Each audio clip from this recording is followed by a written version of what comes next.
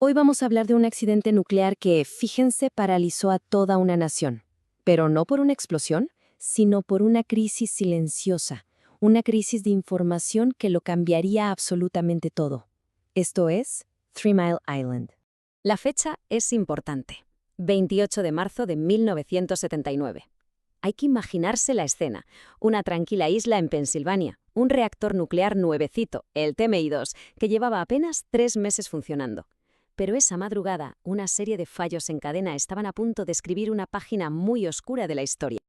Y aquí es donde la historia se pone realmente interesante, ¿no? La gran paradoja. Vamos a analizar cómo un accidente sin víctimas directas tuvo un impacto psicológico, industrial y político gigantesco. Es un caso de estudio fascinante. Venga, vamos a desglosarlo. Lo primero, y esto es clave, es entender de qué tipo de desastre hablamos. Hay que olvidarse de lo que se ve en las películas. Aquí no hubo una explosión violenta ni un incendio espectacular. Fue un evento lento, muy confuso y sobre todo invisible. Y aquí está el meollo del asunto. A pesar de la gravedad de una fusión parcial del núcleo, que suena terrible, el edificio de contención, esa enorme cúpula de hormigón, cumplió su función. La radiación que se escapó fue mínima, y de hecho los estudios posteriores nunca encontraron un aumento relevante de casos de cáncer. El daño real, el verdadero desastre, no fue físico, fue psicológico. Pero a ver, ¿cómo se pudo llegar a esta situación? Para entenderlo, tenemos que hacer un pequeño viaje en el tiempo, a los años 70. Era una época de un optimismo tremendo por la energía nuclear, pero una época que también tenía unos puntos ciegos muy importantes. Había una fe, bueno, casi ciega en la tecnología. La idea era que los sistemas automáticos lo arreglarían todo, y que un error humano grave era sencillamente impensable. A los operadores no se les entrenaba para lo desconocido, para un escenario caótico con múltiples fallos a la vez. Y eso, claro, fue exactamente lo que estaba a punto de ocurrir. Y en el centro de todo esto tenemos a nuestro protagonista, el reactor TMI-2, un diseño súper moderno para la época, un reactor de agua a presión que, como decíamos, llevaba apenas 90 días funcionando. Su juventud, irónicamente, es un factor clave en toda esta cadena de eventos. Bien, vamos al grano. ¿Cómo es posible que un fallo técnico que parecía menor se convirtiera en una emergencia nacional? Pues la respuesta está en una combinación letal, un pequeño problema mecánico y una enorme confusión humana. Todo empieza de madrugada con una avería menor. El reactor se apaga tal y como estaba diseñado y una válvula se abre para liberar presión. Pero aquí empieza el desastre. La válvula nunca se cierra del todo.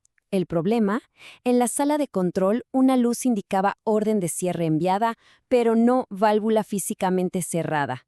Así que durante más de 2 horas, el reactor estuvo literalmente desangrándose de refrigerante sin que nadie lo supiera, mientras cientos de alarmas sonaban a la vez, creando una confusión total. Y esto que vemos ahora es sencillamente alucinante. Es la desconexión total entre la información y la realidad. Los operadores creían que al sistema les sobraba agua, porque los instrumentos estaban diseñados para medir agua líquida, no una mezcla de agua y vapor. Y basándose en esa información, que era incorrecta, tomaron la decisión que parecía lógica pero que fue catastrófica: cortar el flujo de agua de emergencia. Básicamente dejaron al reactor sin agua cuando más la necesitaba. Claro, esta cadena de errores tuvo 2 consecuencias que ocurrieron a la vez. Por un lado, una fusión física dentro del reactor, y por otro, una fusión de la confianza pública fuera de él, lo que provocó un pánico generalizado. El daño interno fue tremendo. Cuando por fin se pudo entrar a investigar años después, se descubrió que cerca de la mitad del núcleo se había fundido. Era el primer caso de una fusión parcial de núcleo en un reactor comercial en Occidente. La cúpula aguantó, sí, pero por dentro la devastación era absoluta. Y por si fuera poco, el núcleo sobrecalentado generó una enorme burbuja de hidrógeno, un gas inflamable, dentro del reactor. Durante días, los medios y algunos expertos se temían lo peor, que pudiera explotar y reventar la contención. Después se supo que no había oxígeno suficiente para una explosión, pero en ese momento la burbuja se convirtió en el símbolo de una catástrofe inminente. En medio de todo este caos técnico, la gestión de la comunicación fue un desastre absoluto. La información que llegaba a la gente era incompleta, a veces contradictoria, a veces directamente errónea. Esto generó un miedo y una desconfianza enormes, y miles de personas decidieron evacuar la zona por su cuenta sin ni siquiera una orden oficial.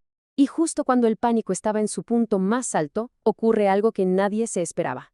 El presidente, Jimmy Carter, que curiosamente tenía formación como ingeniero nuclear, tomó una decisión sin precedentes: visitar la central. Su presencia allí, su calma, basada en su propio conocimiento, fue clave para frenar el pánico y restaurar algo de confianza. Vale, la crisis aguda se controla en unos días, pero sus efectos, sus repercusiones, apenas estaban empezando. El mundo de la energía nuclear estaba a punto de cambiar para siempre. Estabilizar el reactor fue solo el principio, ¿eh? La limpieza fue una auténtica odisea técnica que duró 14 años y costó $1.000 millones. Con ese coste y con el miedo que se había generado, la construcción de nuevas centrales nucleares en Estados Unidos se paralizó por completo durante décadas. Entonces, y esto es lo más importante de todo, el impacto real no fue radiológico, fue social y económico. El miedo y la desconfianza se convirtieron en el legado principal del accidente. La industria nuclear estadounidense entró en un larguísimo invierno del que tardaría muchísimo en salir. Pero, y aquí viene el giro, de todo este caos salió algo bueno. El accidente forzó una revolución total en la filosofía de seguridad. La industria tuvo que aceptar que el factor humano, que el diseño de las salas de control, que el entrenamiento para lo inesperado eran tan importantes como los hierros y los tornillos del reactor. Y si vemos esta tabla, se entiende perfectamente el lugar que ocupa TMI en la historia. No fue un problema de un diseño defectuoso como Chernóbil, ni un desastre natural inimaginable como Fukushima. No. 3 Mile Island fue la prueba de que incluso con una buena ingeniería, la mala información puede provocar un accidente gravísimo. Su lección va sobre la relación, a veces fallida, entre el ser humano y la máquina. Así que, para terminar, quedémonos con esta idea. El verdadero colapso en 3 Mile Island no fue el del núcleo del reactor, fue el de la comunicación. Nos dejó una lección que hoy es más importante que nunca, que el mayor riesgo no siempre está en la máquina, sino en la frágil conexión entre esa máquina compleja y la mente humana que tiene que entenderla, sobre todo cuando está bajo presión. Muchas gracias por la atención.